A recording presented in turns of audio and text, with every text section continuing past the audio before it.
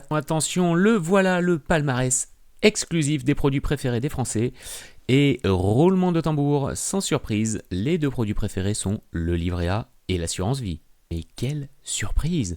Alors on va regarder cet article en détail, parce que autant vous dire qu'avec une inflation galopante, livret A et assurance vie, ça pose quand même quelques questions. Déjà quand je vois ça, moi le premier truc que je me dis c'est ok, c'est un petit peu comme si j'allais prendre un vélo d'appartement pour aller faire le Tour de France. Alors on va aller voir ce qu'il y a derrière cette étude et pourquoi ce sont ces deux produits qui arrivent en tête du classement. Salut et bienvenue sur Finance Déclic, merci de suivre mon contenu, ça me fait vraiment plaisir d'avoir des gens qui regardent, qui commentent, qui like. D'ailleurs si vous n'êtes pas abonné, faites-le maintenant, c'est vraiment un excellent moyen de soutenir mon travail, ça me fait vraiment plaisir de voir qu'il y a de plus en plus de gens qui s'intéressent à la finance, à la gestion de patrimoine, à l'investissement et qui veulent prendre en main leur avenir financier. Qu'est-ce que c'est que cette histoire de classement, de palmarès des placements? Les Français, ils ont, on le sait, une capacité à épargner qui est quand même assez forte. Donc ça, c'est plutôt une bonne nouvelle. On voit que les 3/4 des ménages mettent de l'argent de côté chaque mois. Donc ça, c'est plutôt bien. Et l'épargne, alors moins de 500 euros.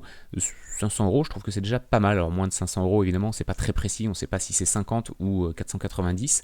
Mais en tout cas, il y a un effort d'épargne en France qui existe. Ça, c'était assez connu. On épargne puisque 93% des personnes sondées, donc ça c'est intéressant, déclarent posséder un produit d'épargne. Et là, ce qui m'inquiète un petit peu, c'est que la sécurité arrive en première qualité d'un bon placement. Et que la plus-value, c'est quasiment le truc qui est le moins, on va dire, apprécié. On n'est qu'à 41%. Donc en gros, qu'est-ce que ça montre? Que les Français n'aiment pas l'argent. Voilà. Enfin si, ils aiment, mais ils aiment le garder au chaud, bien rangé, bien sécurisé, même si ça rapporte rien. Voire même ça leur fait perdre de l'argent, parce que si c'est placé essentiellement sur des choses comme le livret A, vous savez que le taux étant relativement, voire très faible, surtout en ce moment, l'inflation va être plus forte que le taux du livret. Donc en réalité, en plaçant de l'argent sur le livret A, on n'en gagne pas, on en perd juste un petit peu moins. Alors oui, livret A jugé comme étant le placement le plus sûr par 2 Français sur 3. Ce qui est normal puisque vous ne pouvez pas perdre d'argent si vous le mettez sur votre livret A. L'argent est sécurisé, effectivement, ça c'est le critère principal, il est garanti. On comprend pourquoi derrière la majorité des gens interrogés considèrent qu'un bon placement, c'est un placement sécurisé.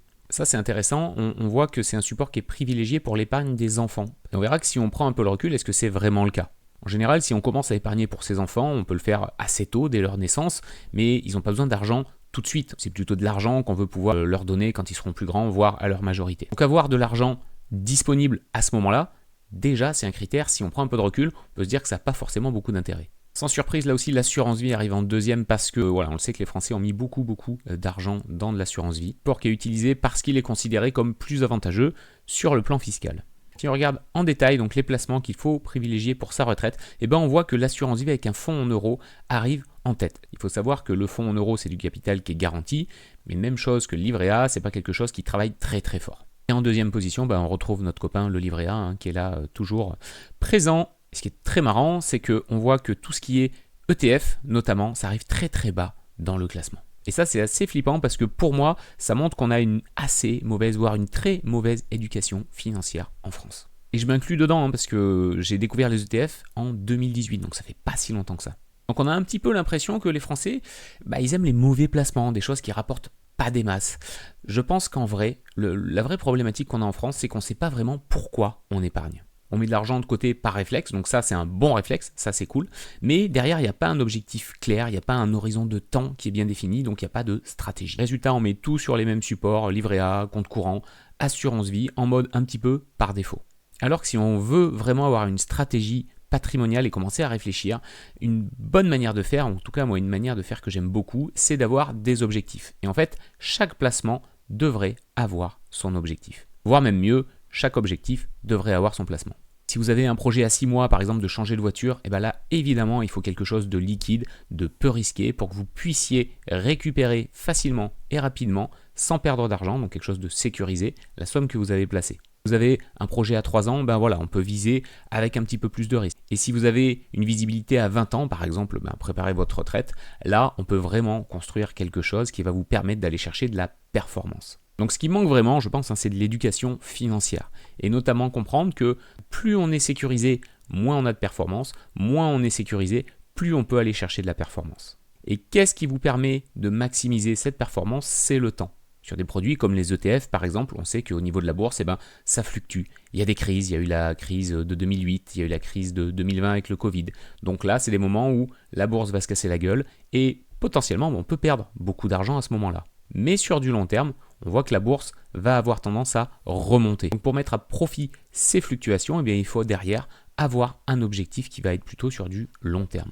La même chose, c'est un truc que j'ai du mal à comprendre, on recherche l'avantage fiscal quand on investit. Alors ça, c'est peut-être parce qu'on est le pays, ou en tout cas un des pays les plus taxés au monde, donc on essaie peut-être de s'en sortir autrement pour récupérer tout l'argent qui nous a été pris. Mais clairement, dans une stratégie, si la fiscalité, c'est le premier levier de l'investissement, je ne suis pas convaincu que ce soit une excellente stratégie. Voilà, je pense que vraiment ce qui nous manque, c'est pas des stratégies en fait, c'est de l'éducation financière, de comprendre pourquoi on investit, avec quel objectif, et pour pouvoir derrière mettre une vraie stratégie adaptée à l'objectif qu'on s'est fixé. Je pense que ce qui nous manque vraiment en France, c'est de l'éducation financière. Voilà, soyons clairs, on nous apprend à faire des dictées, mais pas à gérer notre épargne. On nous fait lire du Molière, c'est très bien, il faut en lire, c'est super cool, mais ça serait peut-être bien aussi qu'on comprenne l'impact d'un investissement en bourse sur 30 ans. Ça nous incite à jouer la sécurité, parce que qu'est-ce qui nous fait peur? Les choses que l'on ne comprend pas. Donc moi, le meilleur conseil que je peux vous donner aujourd'hui, c'est de muscler un peu votre éducation financière, de regarder ce qui se fait, d'essayer de comprendre comment ça fonctionne. C'est grâce à ça, derrière, que vous pourrez prendre de meilleures décisions. Parce que là, on est un petit peu en mode, je veux voyager, mais je veux pas quitter mon salon, quoi. Ou je veux prendre des risques, mais surtout pas de risques. Là, spoiler, ça ne fonctionne pas. Alors bien sûr qu'on peut garder son livret A et son rendement est rikiki, qu'on peut avoir de l'assurance vie sur du fonds en euros, mais là, on est vraiment sur de la pure épargne, on n'est pas sur de l'investissement. C'est pour ça que je vous invite vraiment, moi, si vous voulez commencer à vous projeter, à réfléchir en termes d'objectifs. Qu'est-ce que je veux à court, à moyen et à long terme? Et si vous voulez être accompagné dans cette réflexion, ça c'est quelque chose que je propose désormais aujourd'hui. Regardez dans la description de la vidéo, je vous ai mis un lien qui vous permet de réserver un diagnostic de stratégie patrimoniale. Le but justement, c'est d'aller clarifier vos objectifs d'investissement ensemble. Les classements c'est cool, mais c'est pas ça qui va vous permettre de définir une vraie stratégie. Et surtout, gardez en tête qu'une stratégie, elle est unique. Ma stratégie sera différente de la vôtre. Et c'est normal parce qu'on va avoir des objectifs différents. Je vous laisse là-dessus, prenez soin de vous et de vos finances. Ciao.